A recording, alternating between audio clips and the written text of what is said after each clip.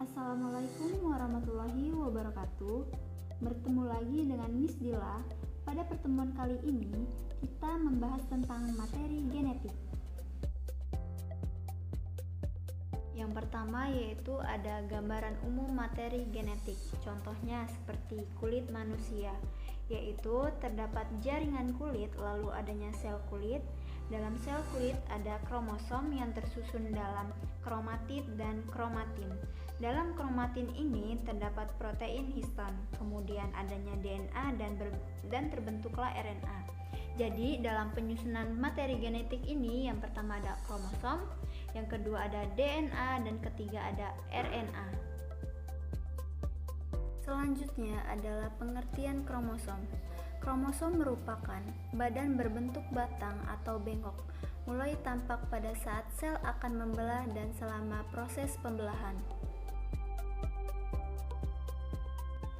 Selanjutnya, secara umum sebuah kromosom terdiri atas bagian-bagian, yaitu yang pertama ada kromonema, berupa pital spiral yang terdapat penebalan. Kemudian yang kedua ada selaput atau yang disebut dengan membran, di mana ada lapisan tipis yang menyeliputi kromosom. Ketiga ada sentromer, merupakan bagian kromosom yang menyempit dan tampak lebih terang. Keempat ada matriks, di mana merupakan cairan bening mengisi seluruh lengan kromosom. Yang kelima ada telomer, yaitu merupakan bagian ujung-ujung kromosom. Kemudian yang terakhir yang keenam ada satelit, yaitu suatu tambahan atau tonjolan yang terdapat pada ujung kromosom. Selanjutnya ada kromosom dibedakan menjadi 4 macam, yaitu yang pertama ada metasentris, di mana sentromernya ini terletak di tengah-tengah kromosom, sehingga kromosom berbentuk seperti huruf V. Yang kedua ada submetasentris, di mana sentromernya ini terletak di submedian atau kira-kira ke arah salah satu ujung kromosom. Bentuk kromosom seperti huruf J. Yang ketiga ada akrosentris, di mana sentromernya ini terletak pada subterminal atau di dekat ujung kromosom. Satu lengan kromosom sangat pendek dan satu lengan lainnya sangat panjang. Yang terakhir yang keempat yaitu ada telosentris, di mana sentromernya ini terletak pada ujung kromosom. Selanjutnya terdapat DNA atau disebut dengan deoksiribonukleik asid. Berbagai penelitian mengungkapkan bahwa DNA adalah pembawa sebagian besar atau seluruh sifat-sifat genetik di dalam kromosom. DNA ini memiliki beberapa fungsi, diantaranya membawa informasi genetik, membentuk RNA, dan mengontrol aktivitas sel baik secara langsung maupun tidak langsung. DNA juga berperan penting dalam proses sintesis protein. Selanjutnya ada satu rantai polinukleotida terdiri atas rangkaian nukleotida. Bisa dilihat gambar di samping, terdapatnya gambaran yang disebut dengan struktur DNA, yaitu dinamakan double helix, di mana ia terdiri 2 buah untayan menjadi ikatan 1 dan ikatan 2. Jika dijabarkan lebih rinci membentuk struktur seperti yang pertama, terdapatnya gugus asam fosfat, yaitu fosfat terikat pada C kelima dari gula. Kemudian yang kedua ada gugus gula yang disebut dengan deoksiribosa atau gula dengan 5 atom karbon atau pentosa. Yang ketiga ada gugus basa nitrogen, yaitu gugus ini terikat pada C pertama dari gula.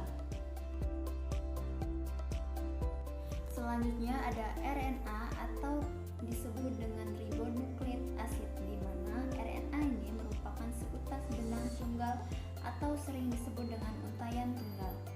RNA ini terdiri dari yang pertama ada gula ribosa berkarbon 5, yang kedua ada gugus fosfat, yang ketiga ada basa nitrogen. Dalam basa nitrogen ini terdapatnya purin dan pirimidin. Dalam purin itu ada adenin disimbolkan dengan A dan guanin disimbolkan dengan G. Pada pirimidin terdapatnya sitosin disimbolkan dengan S atau C. Kemudian ada urasil disimbolkan dengan huruf U. Selanjutnya RNA ini dibagi menjadi 2, yaitu ada RNA genetik, yaitu seperti virus, kemudian RNA non-genetik, yaitu dibedakan menjadi 3 macam. Yang pertama ada RNA duta, adalah RNA yang menjadi model cetakan dalam proses penyusunan asam amino pada rantai polipeptida atau sintesis protein. Yang kedua ada RNA ribosom, di mana RNA ini terdapat dalam sitoplasma, tepatnya di ribosom, dan berfungsi mengatur dalam proses sintesis protein. Yang ketiga ada RNA transfer. RNA ini mempunyai fungsi menerjemahkan kodon yang terdapat pada RNA-D menjadi satu jenis asam amino. Selanjutnya, jadi bisa dibedakan perbedaan secara umum DNA dan RNA. Dalam DNA, yang pertama ditemukan dalam nukleus, yaitu dalam kromosom, mitokondria, dan kloroplas. Yang kedua ada berupa rantai panjang dan ganda atau yang disebut dengan double helix. Yang ketiga ada fungsi berhubungan erat dengan penurunan sifat dan sintesis protein. Kemudian pada RNA, yang pertama itu ditemukan dalam sitoplasma, dalam ribosom, dan juga dalam nukleus. Yang kedua ada berupa rantai pendek dan tunggal. Kemudian yang ketiga fungsinya berhubungan erat dengan sintesis protein. Baiklah, sekian materi kali ini. Terima kasih. Miss akhiri. Wassalamualaikum warahmatullahi wabarakatuh.